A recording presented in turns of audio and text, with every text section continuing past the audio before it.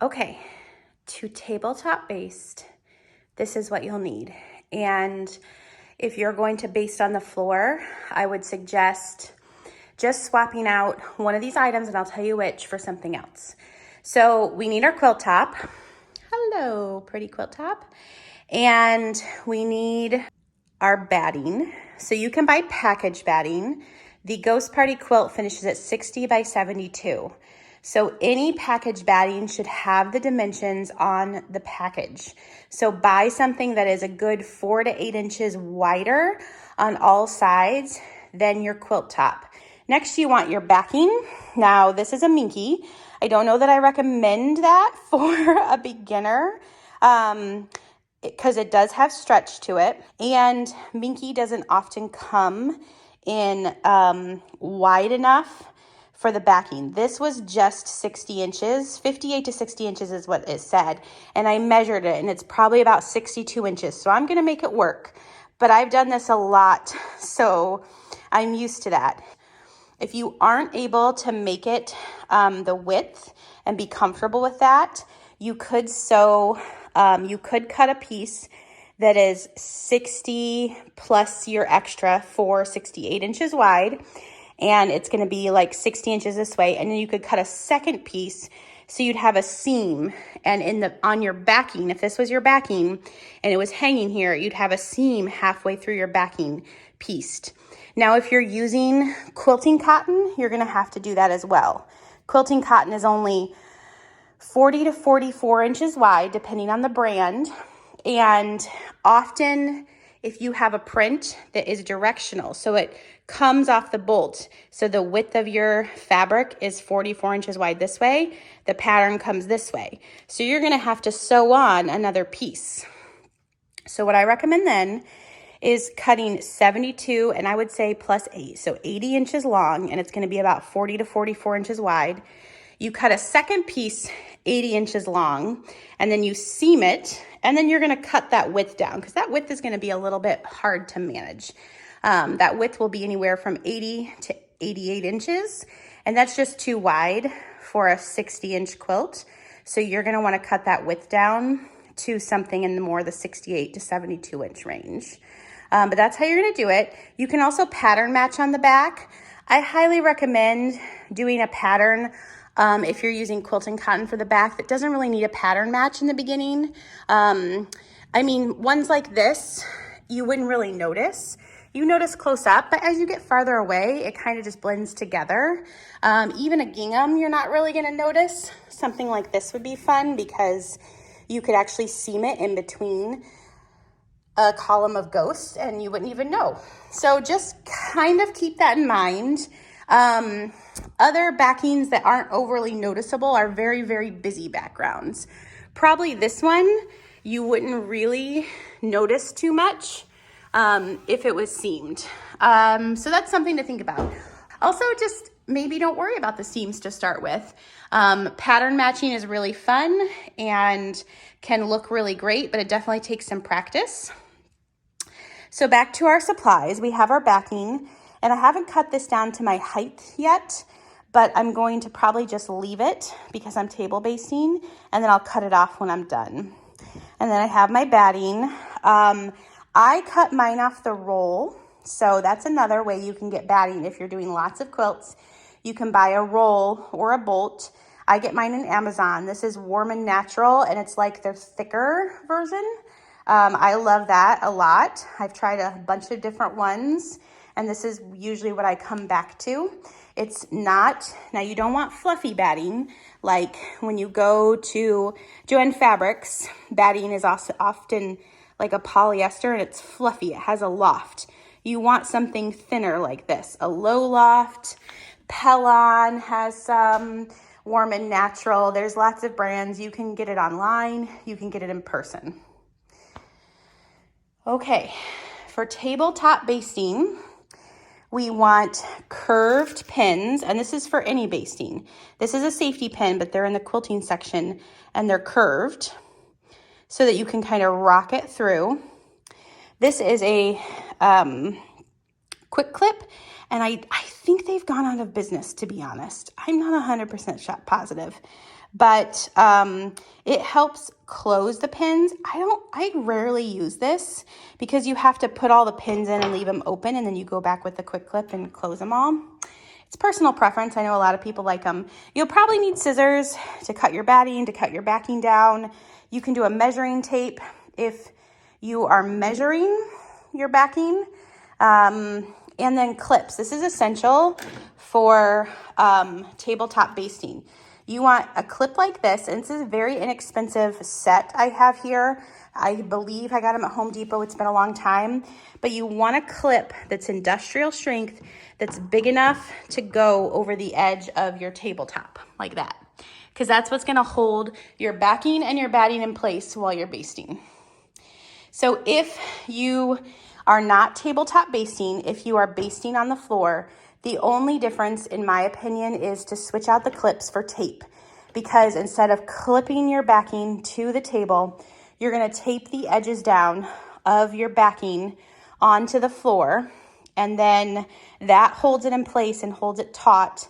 And sometimes you even tape your batting. I don't tape my batting, but the benefits of tabletop basting, you can do this on a smaller table too. You do have to shift the quilt no matter what, unless you have a table that's over 60 by 72 inches, and I'm pretty sure that's not a common tabletop size, so you are gonna have to shift it, and so don't let that scare you. But that means that you can really do this on any size table as long as it's more square. I've never done it on a curved or oval or circle table, and I don't know if you could quite, I think you could do it, but just having the fabric fall over the edges as it's curved, I think could create wrinkles. So it's nice because it's higher up. You don't have to crawl around on the ground. And that's really the main thing. It's just higher up so you can walk. You are bending over still a little bit, but I think it saves your back, and to me it's easier.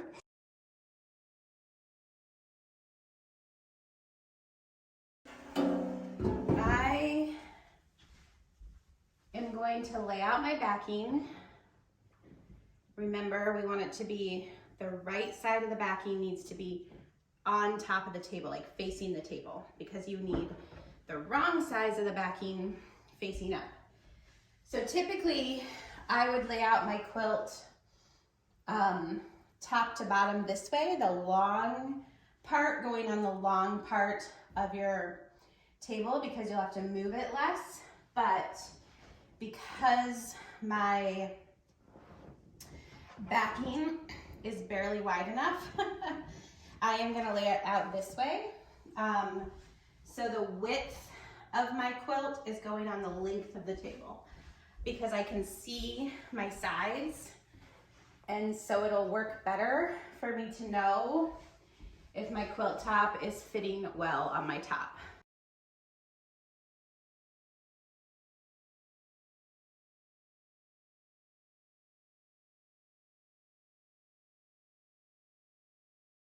So my backing's a little bit long. If yours is cut just a little bit wider, you won't have any pulling or anything. Okay, so it's a little bit long on that side. I want to have about the middle in the middle. So if your backing is 80 inches wide, put 40 inches from the middle of the table off on either side. Or 80, I guess if it's 80 inches tall, sorry, got that wrong. Let's see here. It's probably a little bit better. All right, so the clips come in once you have the backing smoothed out. You want to make sure, now you can't iron minky, which is what this is, but you just want to make sure all those wrinkles are smoothed out. And then you want to take a clip and clip the corner. And if your backing has a direction, and like you can see the print, just make sure the print is equal along the edges. So I wanted to make sure this line here of my print is pretty much equal. And then clip it on the other side, and I'm pulling it, I wouldn't say I'm pulling it taut, I'm just pulling it smooth so that it stays in one spot and doesn't shift and doesn't get any wrinkles while we're doing this. So if I was doing this the other way, all four sides of my quilt, of my backing would fall over the edges, and so I would clip on all four sides, but I'm not clipping here because I can't clip to the edge. When I get the backing on, I'll probably, I'll add these clips now, and then we'll see how it is with the batting if it needs more. So it's just kind of smoothing it. See, I have a little wrinkle there. So I'm gonna smooth that down, smooth it over. Just making sure there's no wrinkles.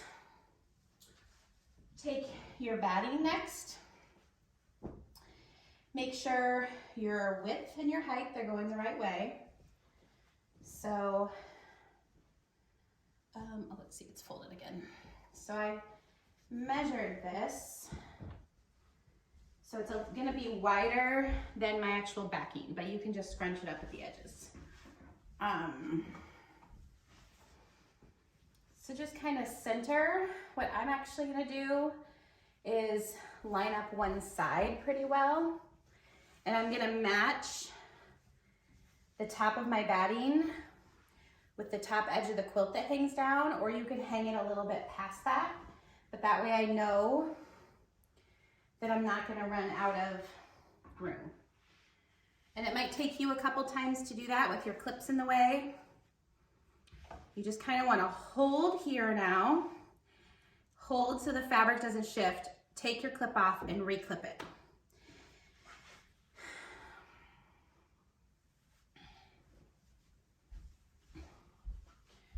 It's a little bit tricky because the clips can kind of skew the batting, but you pretty much just want that batting to be as smooth as possible. And I am actually gonna shift it so it's a little bit over the edge. I was hoping to line it up, but I just feel like I'll be smoothing and frustrated during the process. So it's a lot of smoothing.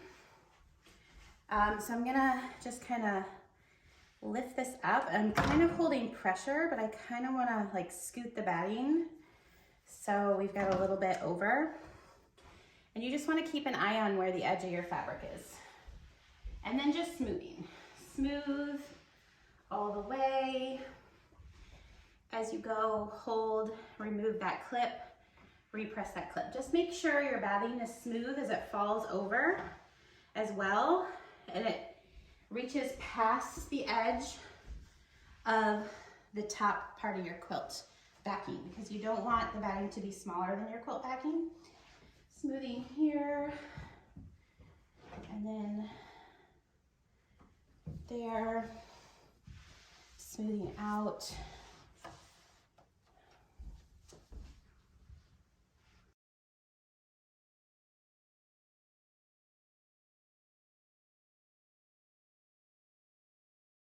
So, basically, if you've put the middle of your backing in the middle of the table, you just want to align the middle of your quilt up the same way. Typically, make sure your quilt top is an inch or two away from the edge of your backing.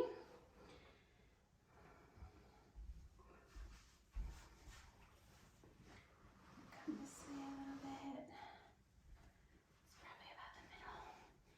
So I don't clip the top, I just smooth. I don't want my top, I want my top to be kind of movable.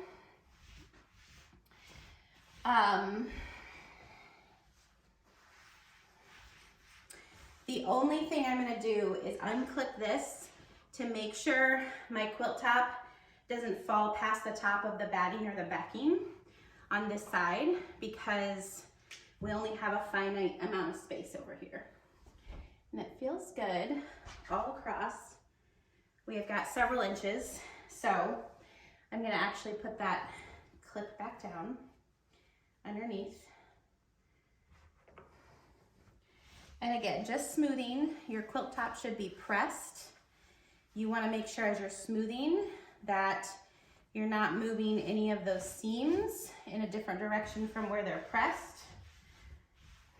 You want to just keep those all, see this one is shifting up somewhere along the way. Oh, it's because it's probably one of the seams that, okay. And they should stay down if you press them that way. It's tricky because I sewed this one a little differently the way I sewed all the blocks together because of the big squares with stars. And so it's proving a little bit tricky.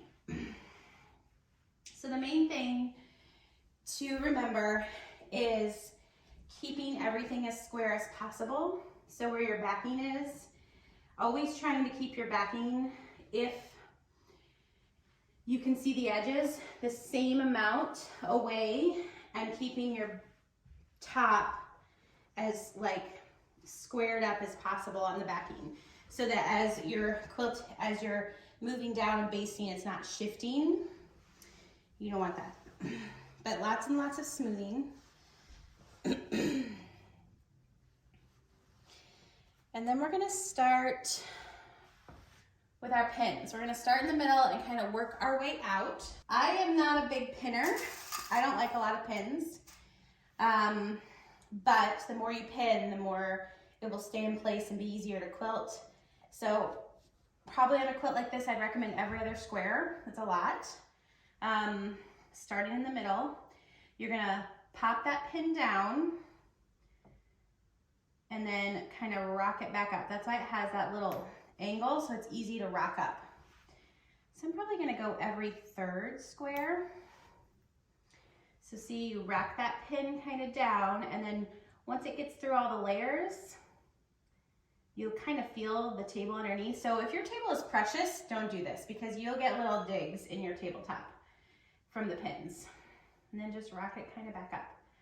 This is what that little tool helps with, is like your fingers will get tired for a while. I like the big pins. I also have little ones. Sometimes you can't buy anything but a mixed pack. So I have a bunch of the little ones, but I prefer the big ones. So if I can find a pack of these curved quilting pins with only big size, I would prefer to get that. You're gonna go all the way out to each side from this middle row. And like I said, I'm going every third square. You could do more or less if you are comfortable with either one of those, or uncomfortable with either one of those. As you go, you can kind of pull out these threads that might be popping through.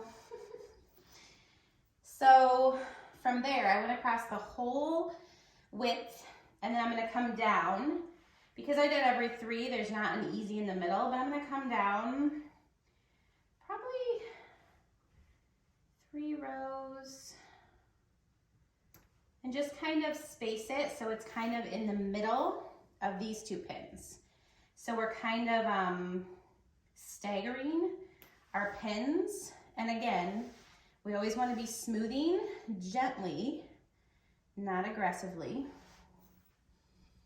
and just smoothing out. Because this quilt has lines, that is very helpful. So when you're smoothing, you want to make sure these horizontal lines are staying straight and the vertical lines are staying straight and not getting skewed, because sometimes that smoothing can tend to kind of wiggle or wave that line a little bit, and you just want to keep an eye on that. So this is really what you're going to do until you get all the way to the edge here. So I probably have, see, and I like to have a little pile of pins. They're easier to grab for me. So if you were to use that quick clip tool or a tool like it, you would actually put all these pins in and rock it in, leave it up, and then leave the point. And then you come back once you get this whole surface done and you'd clip them all closed together. I think a lot of people like to work with that sort of tool. I just have never gotten used to it. Part of quilting, I think, is finding what works best for you. There's so many different styles and methods, and I am a firm believer, and there's nothing right or wrong about quilting. Like, it's just your preference. Yes, some quilt shows, people have certain preferences, but in general, like, it's supposed to be a fun hobby, right? It's supposed to be fun and enjoyable. So if it's not fun and enjoyable the way you're doing it, do something else. That's what I say. So find the method that works best for you. I'm probably gonna go down one more section. I have one more row between my rows of pins, and then I'll switch to the other side. So again, I am starting from that middle row that I did, and I am just going 2 rows down and trying to get my pins in between the pins above me.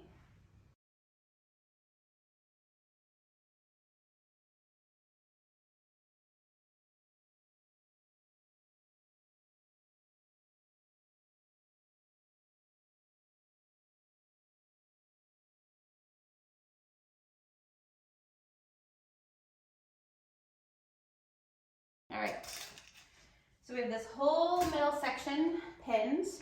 Now you can take off your clips, just leaving them on one side. I'm gonna shift it this way first so that we can get that top part and make sure that everything lines up before we get the whole quilt pin basted. So basically you're just gonna kind of plant your hands in between some pins and pull. You might have to pull from down there, but the goal is to kind of keep it as smooth as possible and pull until your top is fully on the quilt, on the table, and then clip your top down again, all 3 layers this time, because they're all together now. And then come over here and you're gonna flip back all the way back, and you're gonna pin just the top. Doing the same thing you did before, smoothing. It's a little bit trickier now because you've already got stuff pinned together, so it's not gonna stretch the same way. Coming in the middle, you might have to re-smooth out. The goal is just to have no wrinkles between your layers of fabric. And then let's pull back our batting and just smoothing as we go.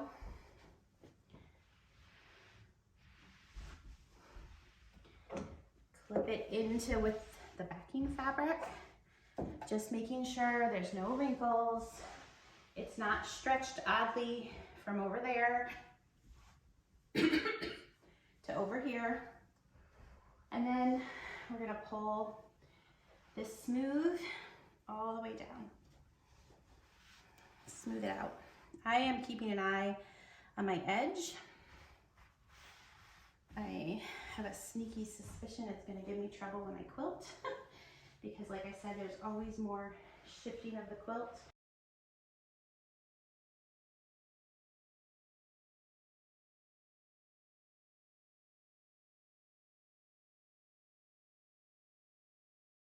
So we can't start right in the middle because our last pin was in the middle.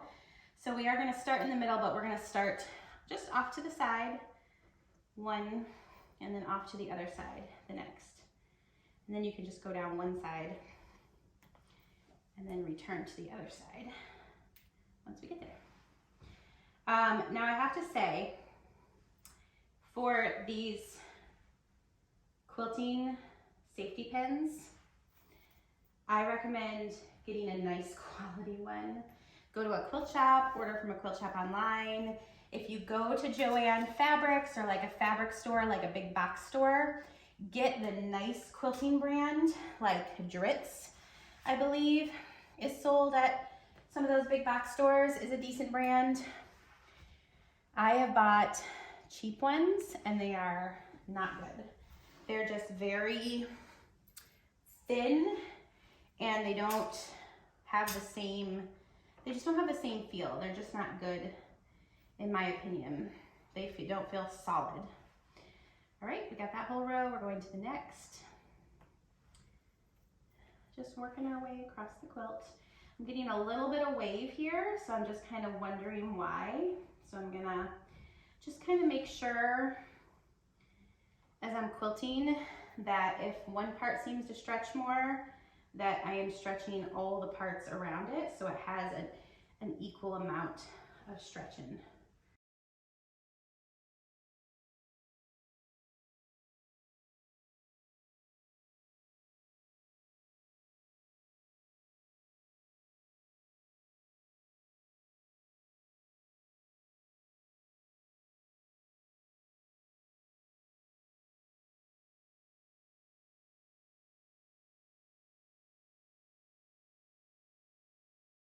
All right, I got to the top.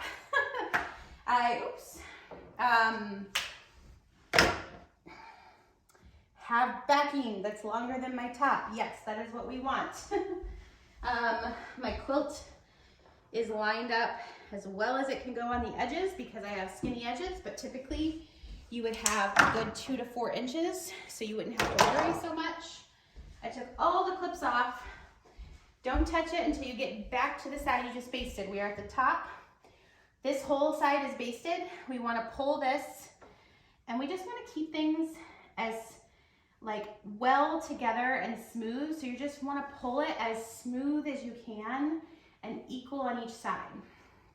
We are pulling it until we get our bottom there, and then we are re-clipping.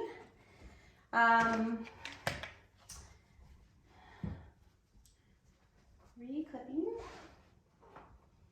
And then we're going to this side.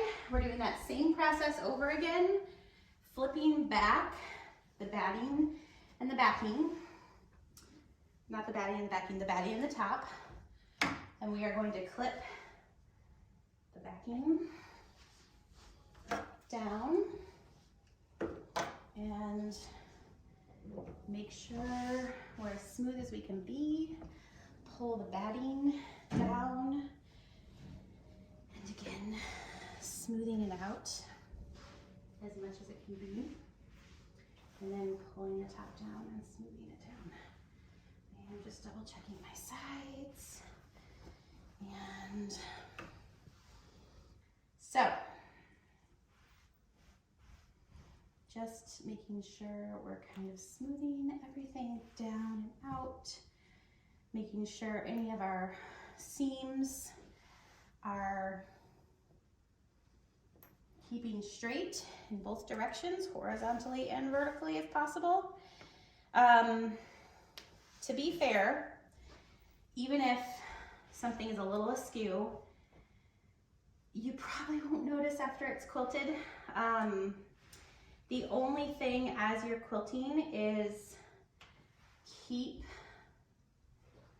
your eye on the backing and smooth as you're quilting so that you don't get any wrinkles. Wrinkles on the backing are hard to keep track of because we can't see the backing when we're quilting. We're on the top, right?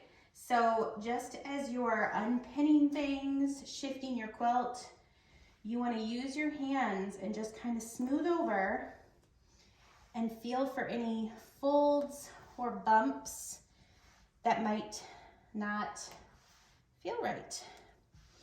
And you can usually feel that through your fabrics. Sometimes it just turns out to be a seam. Sometimes you will catch a potential mess. I have quilted a whole quilt and finished up and turned it over, and there's like a wrinkle in the back of the quilt.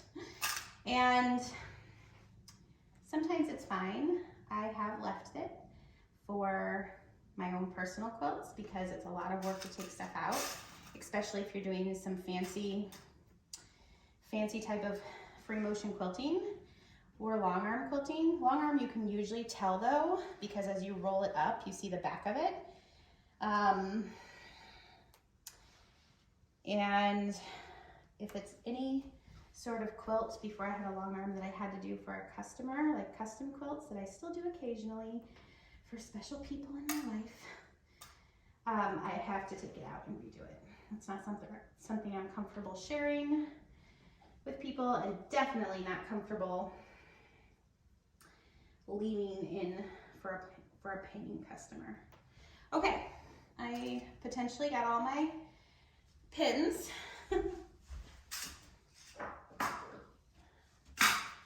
You want to keep that pin container handy because you want to put your pins into it as you take them out as you're quilting, close them up and put them back in that container. Now I'm going to cut this. I'm actually going to take the clips off the bottom so I can cut it. And you could leave all this extra attached. But I have a good 18 inches. And I save all of these and I Frankenbat them, which if you don't know what that is, Google it. But basically, you can take a bunch of cutoffs of batting and rotary cut a nice straight line and zigzag them together and use it in a new quilt. I do that for my own quilts. If I'm ever doing custom quilts, I don't. I'm gonna cut this off because I wouldn't mind leaving it. So when I go to trim this, I can trim a nice straight line and I have more, but it's a lot to wrangle.